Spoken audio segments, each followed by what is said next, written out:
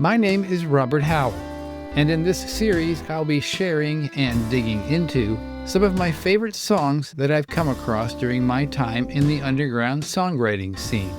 Songs written by quietly talented people who are creating music on their own terms in their own spare time.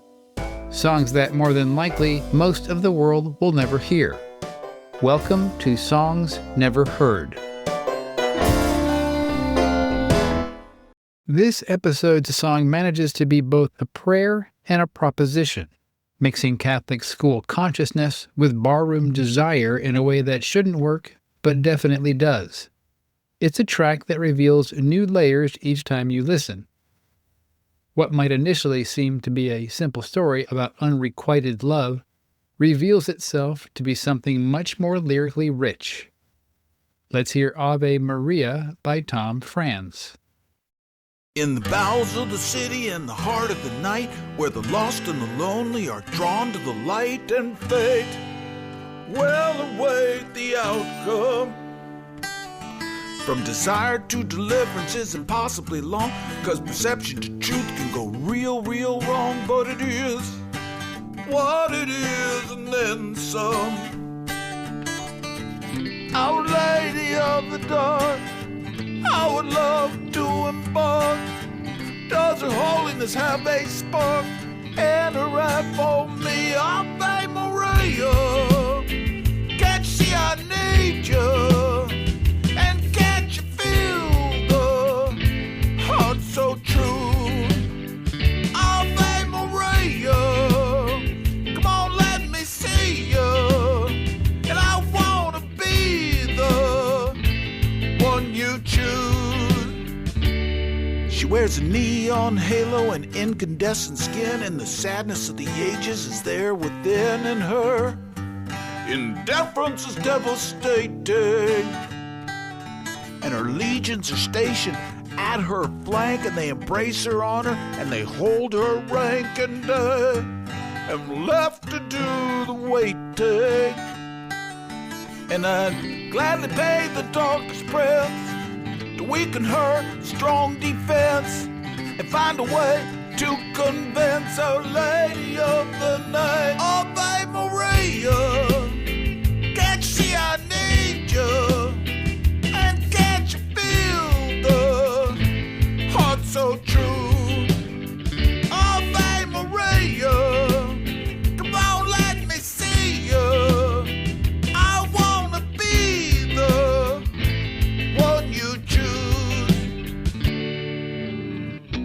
At the top of this bar, at the end of this world, my mind tumbles and twirls as I praise your name. Ave, Ave, Ave.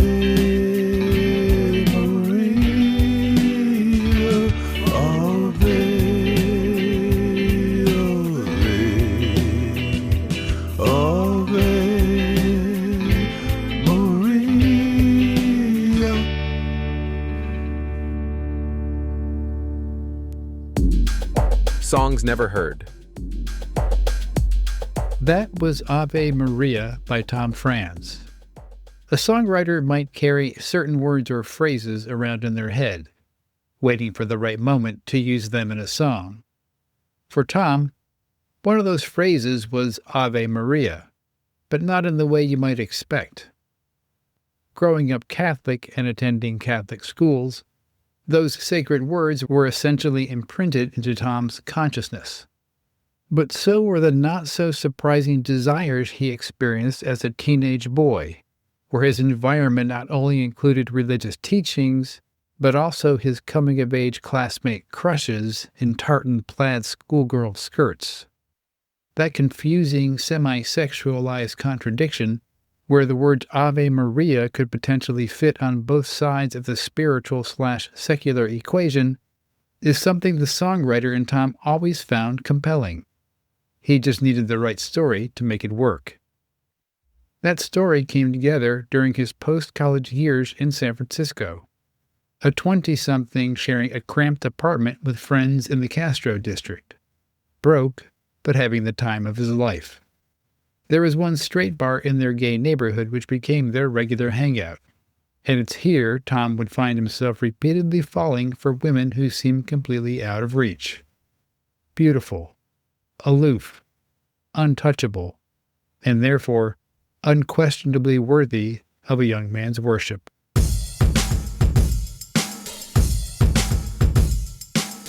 From the moment Tom first picked up a guitar, songs just happened. He didn't have to try to write them. Melodies would emerge as naturally as humming along to chords. But there's a difference between writing songs and finding your authentic voice as a songwriter. Tom had been crafting music for years, experimenting with different approaches. His creative process was thorough and slow, with songs taking long journeys through notebooks and occasional late-night turn-back-on-the-light moments as he tried multiple melodies and word arrangements before landing on something that felt right. Ave Maria marked a turning point. As Tom puts it, when he wrote it, he felt like he was really gaining his footing as a songwriter, and using a truly authentic voice that was all his own. He was proud of it in a way that felt different from his other work. And even though Tom tends to say his songs are never really finished, that he's always thinking of another adjustment or a different approach to try, Ave Maria was different in that way as well. Yes, it took the usual long, circuitous route, but when he landed on this version, he was satisfied. The song felt complete. Tom handled all the production of Ave Maria himself. It's a common approach among hobbyist songwriters, born partly from necessity, but also from creative control. When I asked Tom about his production choices, particularly whether he'd considered adding more overtly religious elements like choir-like vocals or a church organ to match the sacred imagery, his answer was refreshingly honest. He would have loved to try those ideas, especially the organ, but he was limited by his recording abilities at the time, and he didn't own a keyboard when he recorded this track. Sometimes constraints force better choices. Rather than trying to be literal with the religious theme through obvious instrumentation, Tom found a more elegant solution. Listen to how the song ends, those repeated Ave, Ave, Ave Maria vocals that echo the traditional hymn. Tom calls this outro his favorite part of the song, and he's particularly proud of that transition to what he refers to as an overtly religious feel. It's a perfect example of less being more. Instead of adding organ or choir throughout the entire track, Tom saved the sacred-sounding moment for the end, where it lands with real impact. The result feels more authentic, a bar song with spiritual undercurrents that builds to a moment of genuine reverence. As I praise your name, Ave,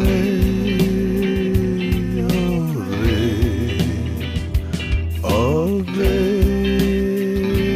Maria. Speaking of production choices, one of the most distinctive elements of Ave Maria, that spoken word delivery that opens each verse, wasn't really a choice at all. It was what Tom calls a happy accident. When Tom was working on the verses, he found himself struggling with the rapid-fire lyrics he'd written. The words came at you fast and dense, packed with imagery and internal rhymes. He was trying to sing them in his typical style, but something wasn't working. The words were so rapid-fire in the verse, I was trying to sing, but it came out like it did, a little differently than other songs, Tom explains.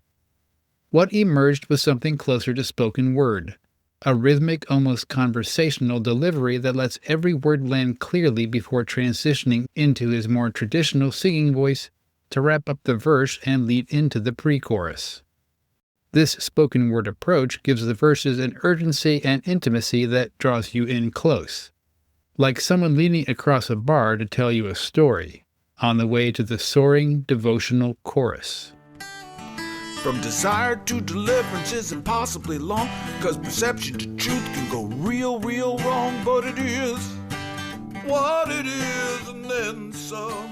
So who exactly is Maria?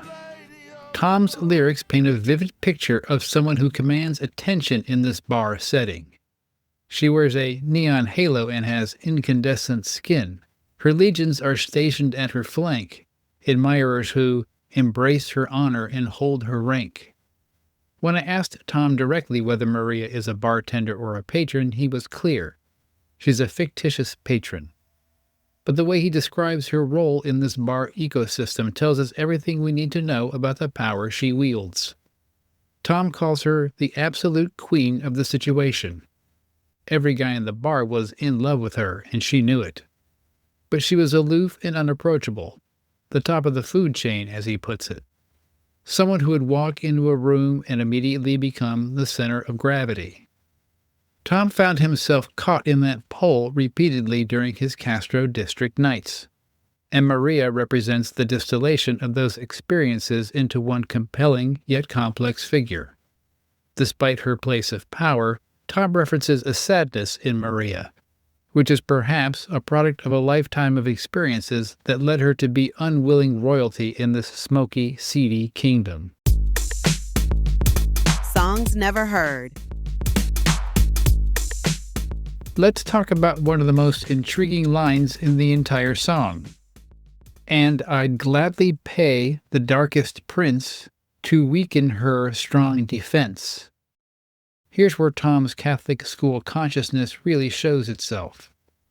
The narrator is literally willing to make a deal with the devil, the darkest prince, just for a chance to break through Maria's emotional barriers. It's a Faustian bargain wrapped in barroom longing.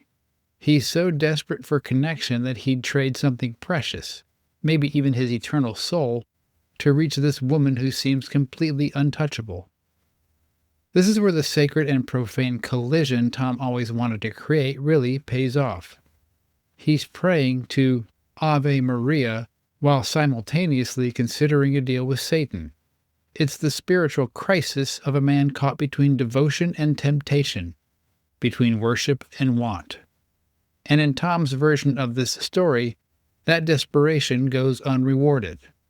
The song ends with those repeated Ave Maria pleas, indicating our narrator will go on wishing and waiting, unrequited and unfulfilled.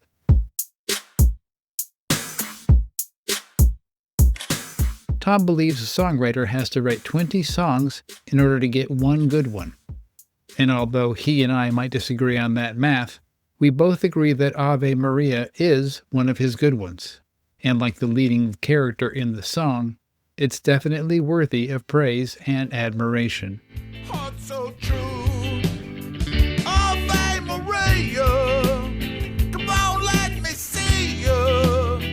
I wanna be the one you choose. Songs Never Heard is written and produced by me, Robert Howell. It's a tribute to all the seldom heard talent I've experienced over the years. If you're interested in having one of your songs featured, drop me a note at rrobhowell@gmail.com. Until next time, keep writing.